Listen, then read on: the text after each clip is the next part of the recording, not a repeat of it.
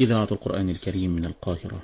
اللهم إن هذا صباحك قد أهل، فاجعل يا ربنا صباحنا صباح الصالحين، ومساءنا مساء الشاكرين، وألسنتنا ألسنة الذاكرين، وقلوبنا قلوب الخاشعين، وأبداننا أبدان الطائعين، وثبتنا واختم لنا بذلك.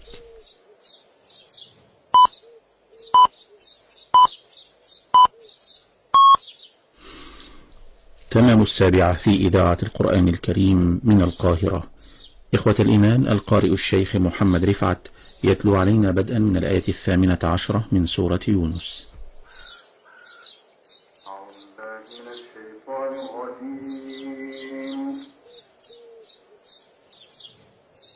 بسم الله الرحمن الرحيم. ويعبد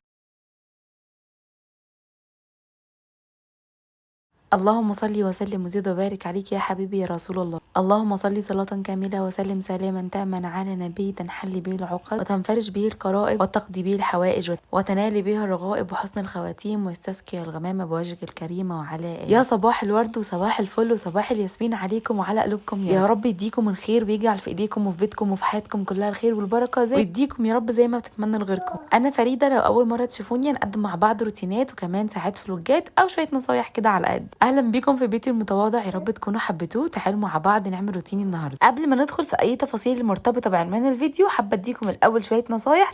لو لسه اول مره تشوفوني تعملوا لي لايك وسبسكرايب وكمان تحطوا كومنتات وتعرفوني على نفسي. فتعالوا نرغي شويه مع بعض، والنهارده نجيب الشقه بقى من شعرها، مش نمرمطها، لا احنا هنجيبها من شعرها، ولا هنضفر لها شعرها ولا هنمرمطها. طبعا يا جماعه ده شعارنا في الحياه من ساعه لما فتحت القناه معاكم. انا بقالي كتير مختفيه عنكم، وحقيقي ده غصب عني، لدرجه ان انا دلوقتي بعمل لكم الفيديو ده انا تعبانه جدا ونايمه على السرير. يا جماعه حرفيا اقسم بالله انا مش لاقيه حد اقول لكم ايه، كان بس يدخل ابني التويليت. بس بتمنى ان ربنا يديني الصحه واقوم عشان خاطر ابني وعشان خاطر بيتي وزوجي. والله تعبانه قوي قوي قوي. الفيديوهات دي مصورها لكم بقالي 4-5 ايام ومش قادره حتى ان انا امنتجها، انتم متخيلين؟ بس بجد انتوا وحشتوني جدا، واول ما حسيت ان انا اتحسنت حبيت ان انا اعمل لكم الفيديو ده وامنتجه. طبعا انا مش قصدي ان لكم اي طاقه سلبيه ولا اي حاجه، بس طبعا زي ما احنا متعودين الحاجه الحلوه بقولها لكم، ولو في حاجه وحشه برضو بعرفكم بيها، وهي مش وحشه ولا حاجه، ده شويه تعب كده وان شاء الله يروح الحال. طبعا نتيجه التعب اللي انا فيه ده الاهمال بجد في كل حاجه بيدي نتيجه صعبه جدا، سواء في مرض، سواء في اهتمامك بنفسك، في بيتك، في كل حاجه. حقيقي الاهتمام في كل حاجه بيدي نتيجه حلوه قوي، لكن الاهمال بيدي نتيجه وحشه. انا اهملت في نفسي في ضرسي وما رحتش خلعته ولا حتى حشيته، فبجد اداني نتيجه وحشه جدا بعد 3 مرات. المفروض ان انا كنت عملت تنظيف من جوه، والمفروض هو كان هيتحشى، ورحت جلستين 3، بس طبعا انا طنشته وجا في مره ورم وخدت مضاد حيوي ورجع تاني ورم، ورجع تالت مره اللي انا فيها دلوقتي، بس التالتة كانت ثابته فعلا وتعبني جدا وقافل لي وشي كله، نص وشي بعيني كله وارم، مش قادره، مش عارفه اكل، زوري عمل لي في زوري التهابات. انا بحاول اكلمكم كده، والله لو شفتوا شكلي بصوا مش قادره اقول لكم انتوا تضحكوا عليا ضحك، بس طبعا الحمد لله وقدر الله ما شاء فعل. تعالوا بقى النهارده نعمل شويه حاجات كده، واعتبروا ده جزء من تنظيفات العيد يا جماعه، وكل سنه وانتم طيبين وينعاد عليكم بخير يا رب. وهجيلكم في مرحله اللحمه دلوقتي عشان ما تتخانقيش مع جوزك وتقولوا له انا عايزه لحمه، مش ضروري، ممكن تجيبي كيلو ولا حاجه عشان خاطر السنه، وممكن تجيبي فراخ زي ما انا هعمل ان شاء الله يعني. طبعا مش موضوعنا دلوقتي، بس خليني دلوقتي اقول لكم اننا مثلا هنبتدي بايه عشان خاطر نشجع بعض. وتاني موضوع هندخل فيه وموضوع اختي فرحه هتعمل عمليه، ادعوا لها كتير ان شاء الله يوم الاربعاء، وانا محطوطه في موقف صعب قوي قوي، وبجد يعني انا محروجه قوي، كله هيجي في الكلام، مش عايزه اشوقكم بس واحده واحده. حبيت اشارككم هنا انا بغسل الكوتشيات بتاعت احمد ازاي، اللي مطلعه عيني حقيقي اقسم بالله. يمكن انا لما اكون ماشيه في الشارع لابسه مثلا كوتشي ابيض بنقي مثلا لو في حته فيها ميه كتيره وكده اللي انا رجلي هتبهدل فيها، بنقي امشي في حته ناشفه، يعني باخد بالي جدا من خطواتي. فانا هنا بتعب قوي من غسلهم، فبشطفهم كويس قوي، انزل فيهم اي اتربه من تحت كويس جدا، وبشطفهم لحد ما ينزلوا ميه بيضه ما تبقاش فيها اي ميه غامقه خالص، وبعدين بحطهم في الغساله، بس طبعا ما يكونش فيه غسيل، بخلي مستوى الميه بيكون بسيط مش كتير خالص، وبغسلهم بقى، بجمع الكوتشيات البيضه كلها وبيتغسلوا، بيطلعوا زي الفل وناشفين كمان، بياخدوا يوم بالكتير وينشفوا بيبقوا خلاص معاك. خلصت بقى الكوتشيات وقلت همسك بقى البانيو واغسله كده دعكه كويسه هو والحيطان، علشان خاطر دلوقتي انا عايزه املى ميه عشان خاطر اغسل البطانيه، وكمان المفروض ان انا هغسل السجاد. فانا النهارده بصراحه يا جماعه انا مش عايزه اجي على نفسي خالص بجد، يعني صحتنا دي مش ببلاش. نحاول ان احنا نركز كده ونرتب يومنا ونشوف احنا هنعمل فيه ايه. مش شرط نعمل كل مره واحده، مش شرط تشيلي كل الستاير في يوم واحد، مش شرط تغسلي السجاد كله هده واحده. في ناس تقولك السجاد بالمره خدهم مره وهده في يوم، والله لا، الهده دي هتيجي عليك وعلى صحتك انت. فانا حبيت النهارده ان انا اشيل السجاده وكمان اشيل البطانيه واغسل كده التويليت كويس وكمان الدش كده وكل حاجه. ولما تيجي تعملوا الدش بتاعكم او لو انت لسه هتتجوزي هاتي الدش يكون مدفون احسن، او المدفون بعد كده بيبقى فيه مشاكل.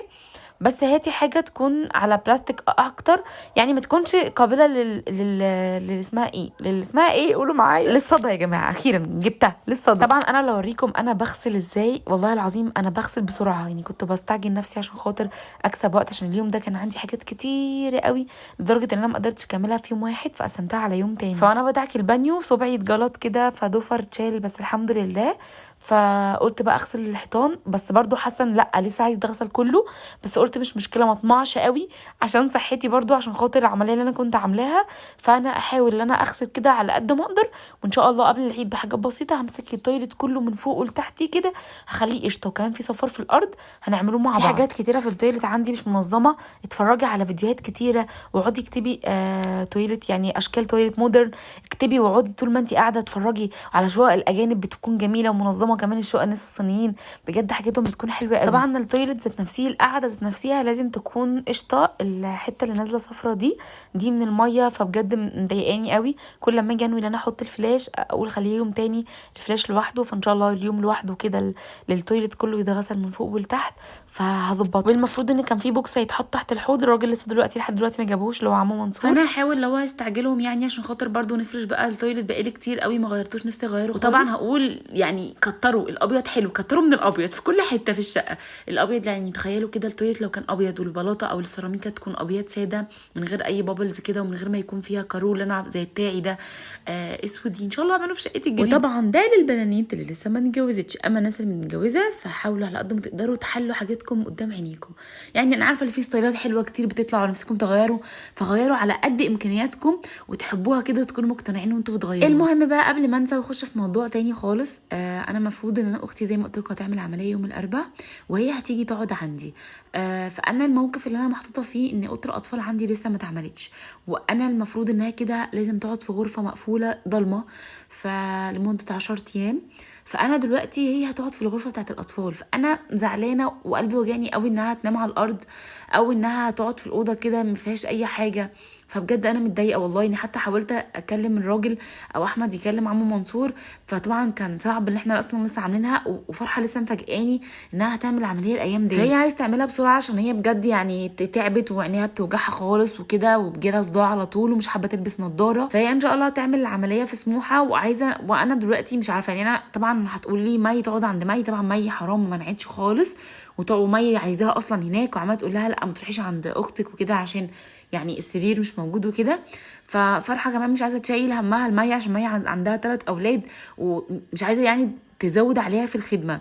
فطبعا هتقولي طب روحي يا فريده انت اقعدي هناك. فجماعه مش عارفه فرحه انا مش عايزه برضه عشان ما احسش ان هي يعني بتحس ان انا برفضها انها تيجي عندي، فهي راحتها في كده انها تبقى عندي وصحابها كمان يجوا. فانا متضايقه صحابها هيجوا ولا حد ولا حماتها هيجوا. فطبعا قلت بالنهار دخلها غرفه النوم عادي بتاعتي، حتى لو حد جه يقعد معاها جوه. بالليل لما هتنام طبعا عشان احمد هتضطر انها نايمه في الاوضه التانية، بس قلت ممكن احط لها السفنج بتاعه الركنه وهي مش حابه انها تنام عليها برضو في نفس الوقت، بتقولي انها بتحررها. فانا مش عارفه اعمل ايه، وحتى مش عندي مرتبه ان انا احطها على الارض. كنت حتى يعني عملتها والله دلوقتي يعني الامكانيه ما تسمحش ان انا اجيب مثلا المراتب، يعني ممكن اروح اجيب مرتبه متر، انا كده عامله سرير متر اجيبها وعادي تنام عليها. فدلوقتي انا مش عامله حسابي خالص، فادوني كده رايكم، فمفيش حل غير كده وخلاص بقى اعمل ايه ولا ادوني حل اخر؟ فبجد مش فاهمه حاجه. هي كانت قاعده عندي كمان بقى لها كام يوم وما زال بتنام في الارض. هتشوفوا دلوقتي انا بنضف الغرفه بتاعتها. كانت نايمه في الارض وكنت فرشه لها السجاده وكنت معطره لها الاوضه ومنضفها لها ومسحها لها وبكنسها لها بالمكنسه كل يوم. وبالليل بالليل بحط لها مخدات وكل حاجه، يعني بظبط لها والله نومتها وما بترضاش تطلع تنام على الركنه، بقول لها نامي على الركنه ما بترضاش، بقول لها انزل لك الخداديات بتاعه الركنه برده مش راضيه. فالمشكله انها جايه في توقيت صعب قوي، انا مش عارفه اعمل ايه. طبعا كلكم تدعوا لها ويا رب يشفي كل مريض يا رب، وما تشوفوش اي حاجه وحشه يا رب يعني في عزيز ولا غالي عليكم، ويشفي كل مريض. بجد التعب ده حاجه وحشه قوي، لو حاجه صغيره في الجسم بتوجع يعني بجد يعني الواحد بيكون تعبان جدا. فيا رب يشفي كل مريض يا رب، ويصلح حالنا جميعا، ويصبر كل من فارق، ويطلع كل حد يا رب يكون مسجون، واي حد يكون عمل خطأ واتسجن يا رب يكون اتعلم من خطأه، وربنا برضو يصلح حال طنط ام زياد، واديها اخدت جزاتها، وتدعوا لها ما تنسوهاش برضو، البيبي بتاعها مات في السجن وابنها برضو اتشرد، فبرضو ما تنساهاش في الدعاء. مش معنى ان هي اخطأت ان احنا ننساها في الدعاء يا جماعه، والله يعني خلينا نكون رحماء على بعض. احنا من عمرنا ما هنكون زي الرسول عليه افضل الصلاه والسلام، ولا هنكون زي اي حد من الانبياء، بس على الاقل احنا بشر، وبرضو ربنا رحيم وجميل فخلقنا بصوره جميله جدا ان احنا برضو نكون رحماء ببعض، فما نستخسرش في بعض الدعاء. يعني ساعات بتبقى ناس اخطأت وهتتشنق وبنقول ربنا يسامحه ويغفر له، راح على حاله، فهي برضو راحت على حالها بسبب انها لسانها ما صنتهوش وتصرفت خطأ وفكرت انها مش هتطلع ترند. هي ما كانتش بتعمل ترند، هي كانت مبقوقه جدا من اولادها. وعندي وجهه نظر تانية، انا ما بتكلمش على حد وانتوا عارفيني انا في حالي. بنتها لما كانت شايفه انه مامتها على علاقه بالشخص اللي هي معاها زي ما طلعت قالت على التيك توك، ليه عاشت معاها الفتره دي كلها؟ ليه عاشت معاها لحد 5-6 شهور؟ ليه سابت مامتها غير بعد ما مامتها هي اللي ودتهم عند والدهم لما حصل كده ما بينهم؟ ليه؟ ففي حاجات كتيره بتحصل. ربنا يهدي البنوته ويهدي الولد ويصلح حالنا جميعا ويرفع عنا الابتلاء، وما نشمتش يا جماعه. والله العظيم الناس اللي بتشمت دي بلاش تشمتوا، ممكن تلاقوا نفسكم واقعين في حفره وترجعوا تقولوا طب انا اتصرفت ازاي، طب انا وقعت فيها ازاي. طب بجد والله الواحد ساعات بيقع في مصايب كبيره وهو ما يعرفش وقع فيها ازاي لوحديها. في حاجات بتكون مقدره وفي حاجات بتبقى يعني مقدرين، وساعات بنكون مخيرين. فكله خير من عند ربنا، ودينا بنتعلم من اخطاء بعض. في ناس بتدفع الثمن اخطائها واحنا بنتعلم من اخطائهم ديت. فربنا كريم وكبير، ويا رب يعود عليكم الايام بخير ويشفي كل مريض يا رب. ما تنسوش تصلوا على النبي في نص الفيديو وتحطوا لي لايك والاشتراك لو لسه ما عملتش الاشتراك. نرجع بقى تاني للفيديو الحماسي القمر بتاعنا. طبعا شفتوني ان انا مسكت الارض كان استاهل الاول، وشلت السجاده كان شكلها يقرف يا لهوي. اقسم بالله العلي العظيم اول مره في حياتي اسيب السجاده بتاعتي كده باللون ده بجد. يعني انا دايما كنت بشيلها نظيفه قشطه، انا المره دي انا اصلا لسه ما غسلتهاش، المفروض ان انا هغسلها معاكم تاني يوم، فهتشوفوا بقى اللي هيبقى نازل منها. يعني انا كنت قرفانه منها بقى قوي. اقول لكم عن الطراوه والشرح والبرح اللي انا كنت فيه، بجد كنت حاسه بطراوه وريحه جميله. انا المعطر ده ما بستغناش عنه، بجيب 10 جنيه كيلو بحطه في الازازه دي، معطر بريحه الورد تحفه. بتبقي قاعده كده حاسه ان انت قاعده كده بجد في نجيله في جنينه، ريحتها حلوه قوي، بتهفف عليكي ورد بلدي ريحته حلوه جدا. وبستخدم نقطه صغيره خالص في اي فوطه عندي مخصصاها للموبيليا بمسح بيها. يعني كان في ملمع للخشب برضو تحفه، كنت جايباه من ماي واي، بس بقالي فتره اصلا يعني من ساعه ما اتجوزت 3 سنين لحد اللحظه دي انا ما طلبتش اي منظفات، لاني كنت جايبه حاجات كتيره جدا غير بس المعطرات اللي انا بجيبها. بس كنت جايبه شاور، وكنت جايبه شامبو، كنت جايبه حاجات كتير جدا، ولوشن بسبلاش وبرفيوم. لحد دلوقتي عندي الحاجات دي بس قربت تخلص، يعني الشامبو والشاور. وطبعا مده صلاحيتهم كان في 4 سنين وفي 3 سنين، فما تقلقوش. طبعا البنات اللي بتجهز نفسيها اضمن حاجه ليكم تشيلوها براحتكم جدا هي البرفانات. بتعتق يعني بتجيبي شمع بتحطي على فتحه اللي بتبخي منها البرفان، الشمع اللي هو بيسيح ده، وتقفلي بيها وتشيليها في علبتها وتعتقيها يعني هتشيليها دي لحد ما تتجوزي بقى زي ما ربنا يريد ويكرمك وتتجوزي. البرفان تيجي تحطيه تحسي ان انت مشتريها حاجه بجد اصلي، مش كوبي خالص. يعني حتى لو انت جايبه نوع مش واو هتلاقيها متعتقه ومن كتر الركنه بقت مركزه قوي. بقى الشباك هو اصلا كان نضيف، بس قلت اديه كده مسحه بالمعطر، كان ريحته حلوه يعني عشان يهفهف كده علينا الريحه. وان شاء الله قبل العيد هشيل معاكم الستاير بتاعه الريسبشن وبتاعه اوضه النوم تتغسل، وكمان ما عنديش سجاده يتغسل غير بتاعه المطبخ برضو ناخدوه معانا في يوم. فان شاء الله هعمل معاكم، بس الايام دي هتلاقوني بس معاكم في فيديوهات فرحه يوم في المستشفى واستقبال بقى الضيوف وكده، فهتلاقوني محتاسه. فعايزاكم بقى تبقوا في ظهري، لايكاتكم وكومنتاتكم، وتعملوا شير على قد ما تقدروا مع حبايبكم واخواتكم. وشكرا جدا ليكم، انا ممنونه ليكم، لكل حد قمر بيعمل كومنت قمر، ولكل حد عسل بيحبني من قلبه. بجد انا بشكركم بشكركم وانتوا فوق راسي والله العظيم. طبعا هقول وما زال ودايما بقول الناس اللي بتقعد تتكلم في ظهري سواء قريب او غريب او معارف، يا جماعه والله العظيم الكلام بيوصلني، ما تتعبوش نفسيكوا. كل حاجه يا اختي هو مش عارفه فريده هي بتعمل ايه، يا اختي انا حره وانتوا حرين برضو في اللي انتوا تتفرجوا عليه. فحابين تتفرجوا عليا اتفرجوا عليا كده، تقبلوني بشخصيتي، تقبلوني بلبسي. انا الحمد لله بطلع بلبس محترم، حتى لو بطلع ببيجامه فالبيجامه بتكون واسعه. ايه فرق ان انا ممكن في بنات بتمشي ببناطيل محزقه وملزقه وقصيره، انا ماليش دعوه، هم حرين. كل واحد هيتحسب على اعماله، كل واحد هيتحسب على حياته. انا ماليش دعوه بحد، فمحدش ليه دعوه بلبسي، انا حره في لبسي. انا ما بطلعش بحاجه ضيقه ولا بحاجه مسخره خالص، الحمد لله. انا عارفه ممكن بيكون في حاجات ما باخدش بالي منها، ولما حد يعني بيقول لي عليها باحترام بتقبلها، غير كده لا. المهم يا جماعه ان انتم ملاحظين ان المكنسه بتاعتي اتكسرت، بصوا كنت مجهوره عليها، بس الحمد لله قدر الله ما شاء فعل. مسكت بقى الاوضه بتاعت فرحه، كنستها كويس. هي طبعا كانت نظيفه بس انا حبيت اكنسها عشان انا ما بحبش يكون في اتربه خالص، بالذات الشباك بتاعت غرفه الاطفال مليان كميه تراب. هوريها لكم لما نيجي ننضفها، ده انا هيطلع عيني، ده احنا هنتشلوح سوا. فقلت امسحها لها كده، وهي كان فاضل لها نص ساعه وكانت جايه، مسحتها لها بقى كويس كده بالمعطر، كان ريحتها حلوه قوي. حتى هي جت قالت الله ريحه الاوضه حلوه قوي. وبعد كده طلعت بره، بعد طبعا ما مسحت المرتبه. شفتيني مسحتها بايه عشان الناس اللي هتنسى وتسالني؟ بحبه اريال وشويه معطر وبحبه ميه، وبمشي بالفرشه مخليها فرشه فقط للمرتبه. بغسلها كده لو في بقعه ولا حاجه بتطلع، بتخلي ريحه المرتبه جميله. من وقت للاخر بقلب المرتبه للناحيه التانية عشان الصوصه ما تهبطش وتاخد وضعيه معينه. قلت بقى بالمره كده نفضت الركنه، وكمان بالمره والمكنسه شغاله خدت كده الارض كلها. برضو هنعمل مع بعض لسه تنظيفات العيد، بس طبعا مش هتبقى اللي هي تقيله، لاننا يعني انتوا عارفين ان انا اول باول ايدي في حاجتي، وطبعا اللي متابعني وبيعمل زيي فهتبقوا قمر. جماعه ارجوكم ارجوكم ارجوكم، انا عايزه كل حاجه في بيتكم تكون منظمه، كل حاجه في مكانها. دولابك كده يكون حته ستريت قطعه كده، حته واحده. ان شاء الله الفيديو اللي جاي هنغسل مع بعض السجاد، وهنغسل مع بعض البطانيه، وهنرص الدولاب مع بعض. وبصوا هديكم روتين تشجيعي وحماسي قمر قمر قمر كده. تحبوا تقوموا كده عايزين تاكلوا الشقه بتاعتكم تمرمطوها، هتمسكوا شعرها كده تمرشوا، بس امانه وبامنكم ما تطلعوش من الفيديو لما تحطوا لايك. وطبعا لما يشجعكم اكتر تحطوا لايك كده كتير كتير كتير ببصمه، وتعملوا لي كومنتات كتيره كتيره كتيره كتيره، وتشتركوا طبعا في الانستجرام بتاعي. يا جماعه انا بسيب لكم الانستجرام بتاعي في اول كومنت، يا اما في صندوق الوصف اللي هو ديسكريبشن بوكس. اي حد عايزني في حاجه بيكتب الحاجه اللي هو عايزني فيها، وانا برد عليه وقت ما بشوف الرساله.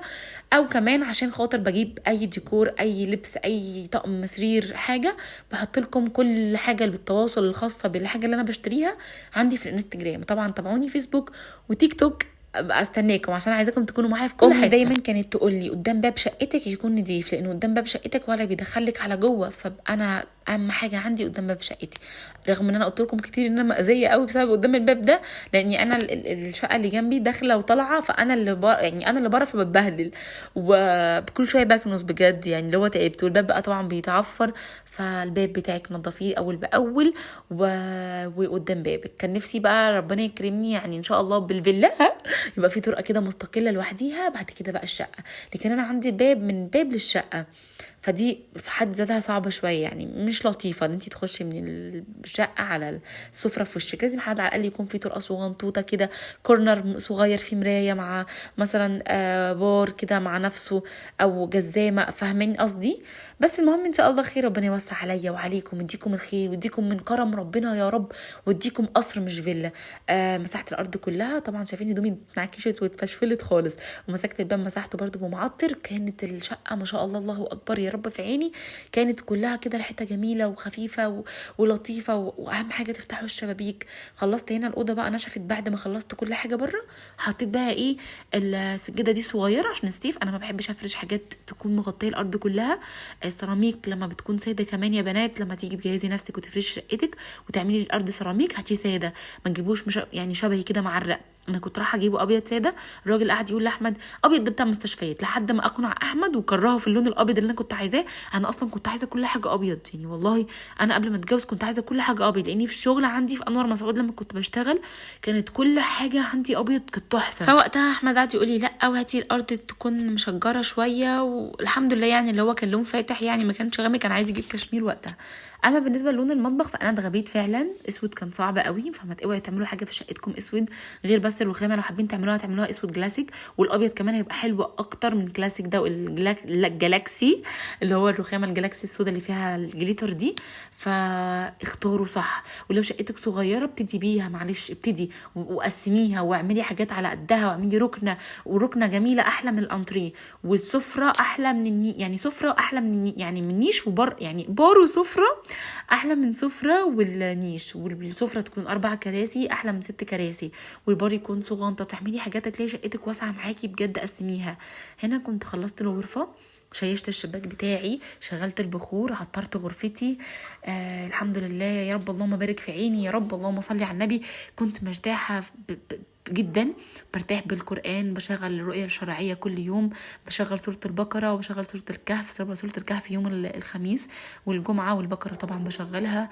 يا رب يبعد عنكم الأذى والحسد والعين يا رب، وعني وعن المسلمين جميعا، وعن أي حد عينه مش كويسة. يرزقكم راحة البال والصحة والستر، ويديكم الخيرات ربنا، ويكرمني باللي نفسي فيه، ويديني العمر يا رب، اللهم مكة، ويديكم يا رب الخير كله ان شاء الله. بما اني انا فرشت لكم طقم جديد، فلازم كده اصور لكم من كل انحاء العالم. شايفين يا جماعه انا بجيب لكم من الزاويه اليمين والشمال والراسي والافقي وكل حاجه. فالطقم ده كنت جايباه من الساعه البياصه، ودايما كل ما بروح بصور لكم، بس للاسف انتوا ما بتاخدوش بالكم، ولا بتعملوا لكم كومنتات كتيره، ولا بتطلعوا الفيديو كده حتى شيء. فيا جماعه اي حد عنده حد بتاع قماش، روحوا اسالوا عنده على عايزه قماش العمريه، هيديكي كام توب يقول لك دول عمريه، اشكالهم معينه ومخصصه ومنفصله ومستقله وتحفه، تكون مختلفه جدا.